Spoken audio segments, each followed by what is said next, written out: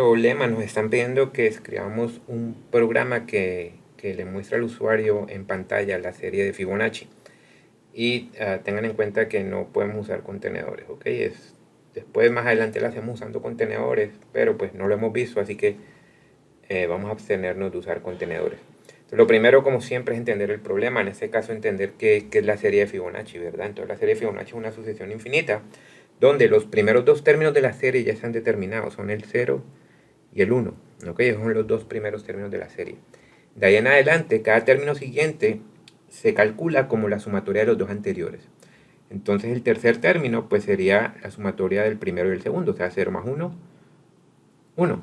Y el término que sigue, o sea, el 1, 2, 3, cuarto término, sería la sumatoria del segundo y el tercero, o sea, 1 más 1, 2, y el siguiente sería 1 más 2, 3, y el siguiente sería 2 más 3, 5, y el siguiente sería 3 más 5, 8, y el siguiente sería 5 más 8, 13, y así sucesivamente. ¿Ok? Entonces esa es nuestra serie de Fibonacci. Es un problema clásico en programación.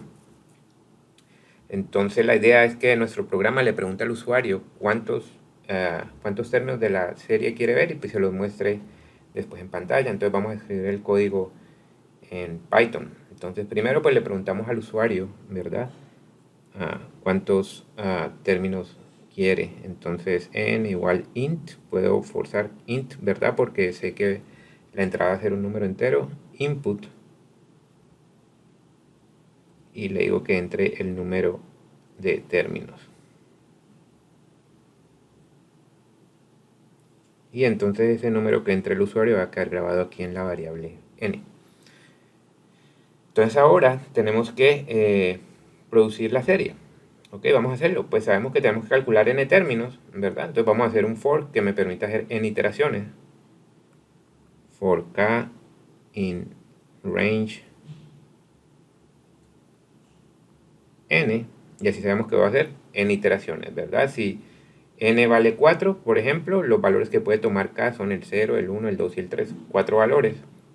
Puedo calcular entonces 4 términos de la sucesión de Fibonacci. Entonces la primera vez que entre en el loop, ¿verdad? El primer valor que va a tomar k es de 0, ¿verdad? Ok, voy a reescribir esto. Acuérdense que el range de n es lo mismo que escribir 0 como el start value, el valor en que comienza. El stop value va a ser n, o el valor de parada n, y el step, de cuánto en cuánto va a ir de 1 en 1. Entonces va a empezar en 0, el primer valor que va a tomar k va a ser 0. El segundo va a ser 1, después 2, después 3, después 4, hasta llegar hasta n menos 1, porque el n no lo toma. Ok, entonces cuando entra por primera vez vale 0, k, ¿y qué voy a calcular la primera vez que entra en loop? Pues voy a calcular el primer término de la sucesión de Fibonacci, que sería este 0 de acá, pero ese término no lo calculo, ya está predeterminado. Entonces simplemente chequeo si estoy en el primer loop. Si estoy en el primer loop es porque k vale 0, ¿verdad? Entonces si k vale 0, ¿ok? Si esto se cumple, quiere decir que estoy en el primer loop y voy a calcular el primer término. Entonces vengo y digo t, voy a llamarlo t actual. T actual igual a 0, ¿ok? Que sería este 0 de acá. ¿Por qué estoy llamando t actual? Porque en todo momento yo voy a necesitar el t actual, ¿verdad? El término actual que he calculado, pero también el término anterior. Recuerden que para calcular este 1 necesitaba los dos anteriores, el 0 y el 1, y para calcular este 2 necesitaba los dos anteriores, este 1 y este 1. O sea que siempre tengo que tener en cuenta eso dentro de mi código, que en todo momento debo tener disponibles el término actual y el término anterior para poder encontrar el término siguiente, ¿ok? Entonces, pues nada, en k igual a 0, el primer término solo existe el término actual, no existe un término anterior. Entonces, si no es 0, pues voy a chequear entonces si k es igual a 1. Entonces, a este if le voy a colocar un elif k igual a 1, ¿ok? Entonces, si k es igual a 1 es porque estoy en el segundo loop y voy a calcular el segundo término, o sea, este 1, pero este 1 tampoco se calcula, sino que ya está predeterminado, ¿verdad? Entonces, el t actual sería 1, pero aquí sí va a haber un t anterior, ¿verdad? ¿El t anterior cuánto es? El t anterior es este 0. El t anterior va a ser 0. ¿Estamos? ¿Y qué pasa si no es ni 0 ni 1? Ok, entonces me voy al else. Le hago un else al if. ¿Cuándo va a llegar al else? ¿Cuándo va a entrar al else? Cuando no es 0 cuando k no es 0 y cuando k no es 1. O sea, cuando estoy del tercer término o el tercer loop en adelante. ¿Yo cómo calculé el tercer término? ¿Cómo calculé este 1? Pues lo calculé como la sumatoria de los dos anteriores, ¿verdad? Entonces vamos a hacer eso. T actual va a ser ¿qué? Va a ser la sumatoria del actual, del último actual que tenía, ¿verdad? Más el T anterior. ¿Estamos? Pero entonces, antes de volver al loop, ¿verdad? Antes de terminar mi loop y volver al siguiente, necesito darle update a los valores, porque los valores del término actual y el término anterior cambiaron. El T actual es este, pero el término anterior, entonces, ¿cuál será? El término anterior es el que antes era el T actual, pero yo no puedo venir acá y decir, ok, entonces T anterior es el T actual. ¿Por qué no puedo decir eso? Porque el T actual lo acabo de cambiar acá, ¿verdad? Yo necesitaba ese T actual viejo, por así decirlo, y ya lo perdí. Entonces, antes de perderlo, antes de hacer este T actual igual a T actual más T anterior, y esto es un poquito tricky, ahora que hagamos la prueba de escritorio de pronto le queda más claro, o de pronto ya lo tiene claro desde ahora, no sé. Pues voy a guardar este T actual que había antes de redefinirlo acá, ¿ok? Entonces voy a crear una variable auxiliar, voy a llamarla aux, donde voy a guardar el valor de T actual. ¿Y para qué la utilizo? Pues entonces para definir el nuevo T anterior. El nuevo T anterior va a ser igual a aux. ¿Ok? ¿Y qué me quedaría faltando? Pues hacerle un print al T actual, ¿verdad? Entonces, acá dentro del mismo for, acuérdense que todo lo que va dentro del loop tiene que ir con sangría o indentado, ¿verdad? Entonces, por acá iría mi print para que quede dentro del loop. Print, voy a colocar simplemente T actual. ¿Okay? Usted sabe hacer prints más elaborados ya, así que lo puede hacer más elaborado. Y yo creo que ahí estamos. Vamos a hacer una prueba de escritorio entonces. Vamos a hacer acá este lado la prueba de escritorio. Entonces digamos que el usuario entró el 4. ¿Ok? Cuando ejecutamos el programa, lo primero que pasa es que sale esto en la consola, ¿verdad? Le pregunta al usuario el número de términos, el usuario entró el 4, le dio Enter, y cuando le dio Enter, ese 4 quedó grabado aquí en N. Entonces N tiene el 4. Después llegamos acá al for. For k in range 0,n,1. Eso quiere decir que va a existir una variable k, que es el contador de mi for, ¿verdad? ¿Y qué valores puede tomar? Pues puede tomar el 0, el 1, el 2. Perdón.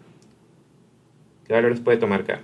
Empieza en el 0, va de 1 en 1 y no puede pasarse, no puede llegar a n, o sea, no puede llegar a 4. O sea, eso sería el 0, el 1, el 2 y el 3. Y la primera vez que entra en el loop, pues entra con el primer valor que tiene para acá, que es este 0. ¿Ok? Entonces entro con 0. Entro en el loop y ¿qué me encuentro? Me encuentro un if, que me está preguntando si k es igual a 0. ¿Es k igual a 0? Sí, entonces entro, ¿verdad? Esto es verdadero, entonces entro ahí en el if. ¿Y qué dice? T actual es igual a 0. Ok, T actual. Otra variable que se llama T actual y que estoy grabando un 0 ahí. Ya entra el if, entonces no entro ni al if ni al else, sino que sigo y lo que está abajo sería el print. Imprima T actual. ¿Qué en T actual? Hay un 0. Entonces si esta es la pantalla de mi computador, si esta es la consola o la pantalla de mi computadora, pues va a salir lo que está en T actual, ¿verdad? Print actual. ¿Qué en T actual? Este 0. Sale el 0. ¿Estamos? Y ahí se acaba el loop, así que vuelvo y subo. Y vuelvo y entro porque todavía tengo valores disponibles para acá, ¿verdad? Ahora entro con k igual a 1, que es el siguiente valor que tengo disponible para acá.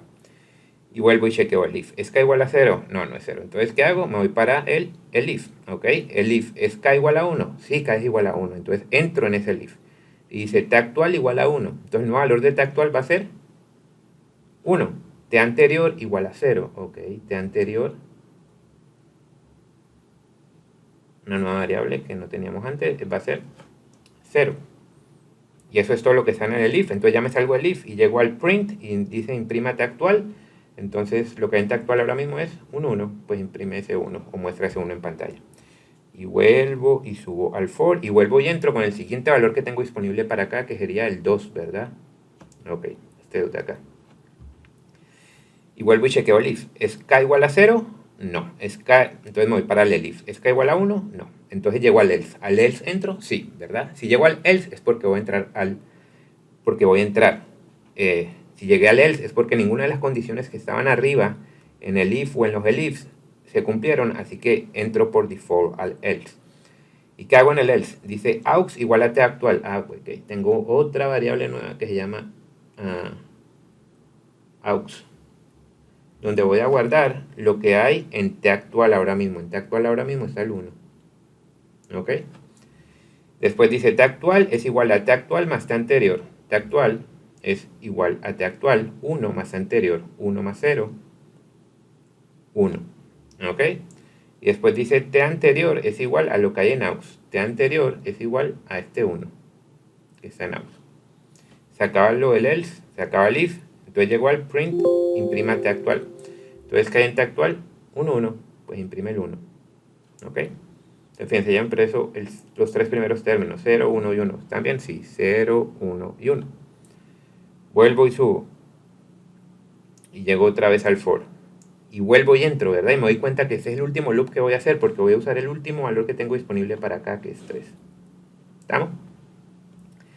Entro y chequeo otra vez el if. ¿Es k igual a 0? No, eso es falso. Entonces voy al if. ¿Es k igual a 1? No, tampoco. Entonces, pues no me queda otra que entrar al else.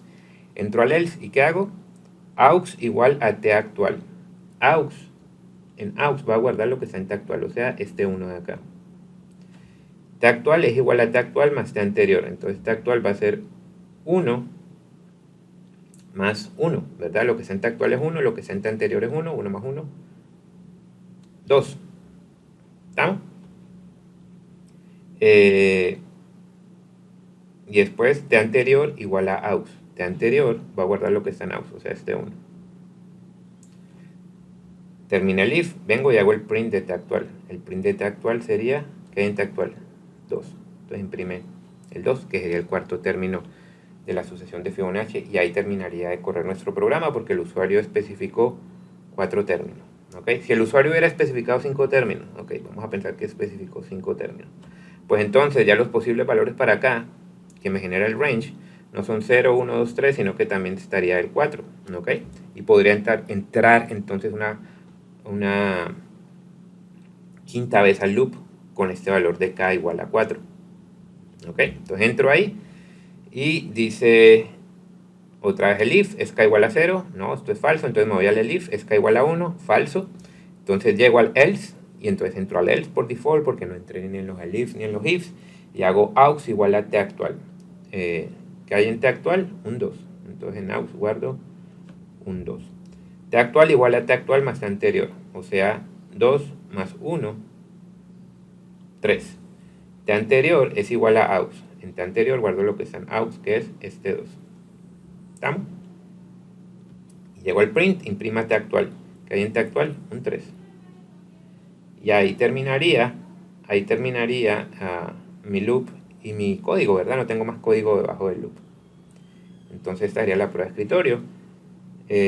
Vamos a ir ahora a Spider y escribimos el código ahí y lo ejecutamos a ver cómo se ve. Entonces aquí tenemos el código ya en Spider. Si lo ejecutamos, pues lo primero que va a salir es esta pregunta en la consola, ¿verdad? La pregunta que está en el input, ¿cuál es la cantidad de términos, el número de términos? Digamos que queremos los 6 primeros. Y entonces él pues nos devuelve los 6 primeros números de Fibonacci. Podemos adornarlo un poquito, vamos a colocarle un print acá al principio que nos diga como que estos son los n primeros términos de Fibonacci. Y vamos a cambiar el print que teníamos dentro del for por este un poquito más elaborado, o no más elaborado, sino que simplemente le coloqué, ustedes ven acá, lo nuevo es que le coloqué este end igual a space para que no me tire los números uno debajo del otro, sino en línea separados por espacio. Entonces si ejecutamos ahora, vuelve a nos pregunta el número de términos, digamos que quiero los 12 primeros términos de Fibonacci, pues me dice los 12 primeros números de Fibonacci son todos estos de acá.